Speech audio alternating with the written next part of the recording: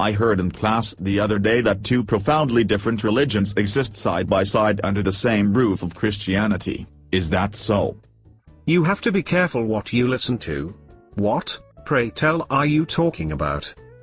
I heard that one of the two is the good news that God loves us and accepts us the way we are and wants us to accept our own selves the same way with a sense of forgiveness received. Well, this may be so, but do not be swept away by sentimentality. For, you see, that above all else God is a God of justice who cannot leave sinfulness to run free. But, I understood that we are not to judge others, but to work on our own spiritual growth, and that the real beams are in our own eyes and we should leave others alone to grow. You have been deceived into soft thinking, for you see God is not some soft mamby-pamby, but God is an angry God. And gives folks a chance to escape God's anger for their guilt. And, if they don't seek God's forgiveness, they are punished, as some would say, in a burning lake of fire for all times. Can this be true? Is that good news? Well, the good news is that God provides eternal happiness for those who accept and believe what God offers. And, if persons do not react this way, they are punished forever in fire. Okay, let me get this straight. God was able to make this concession to my sinfulness by the blood sacrifice of an innocent person? How does that work, if I am guilty? This is the good news. You don't have to die or be punished in hell's fires if you believe. Now what could be better news than that? Well, maybe not having a hell in the first place and not having blood sacrifice as a necessary condition that makes the good news possible. And, we know that everyone dies.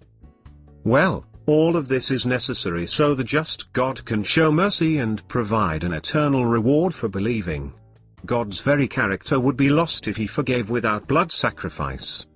So, only those who live honorably and treat others with decency and dignity go to heaven and escape eternal fires in hell? Is it that God is seeking for us to live a better life? Not really, for you see that if you lived a better life and treated others kindly and with dignity and shared what you have with the poor, you would only think you were worthy.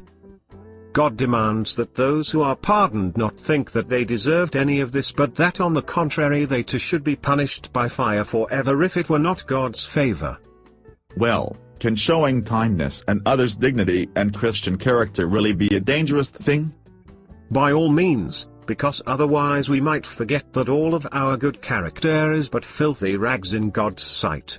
In other words, our good deeds, if we lay claim to them, are sinful. Okay, let me get this straight. God may not be pleased if we show signs of spiritual growth. And, the Sermon on the Mount turns out to be bad advice. And only a contrite heart counts. Yes, spiritual pride is a grave sin in God's eyes.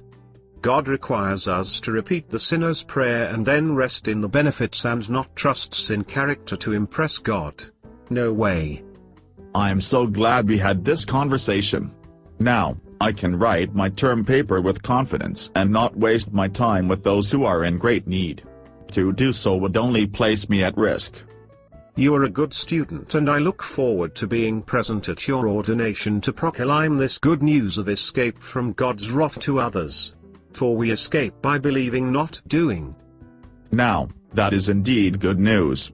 Give people a chance, and if they don't take advantage of it, let them fry forever and ever. I love it.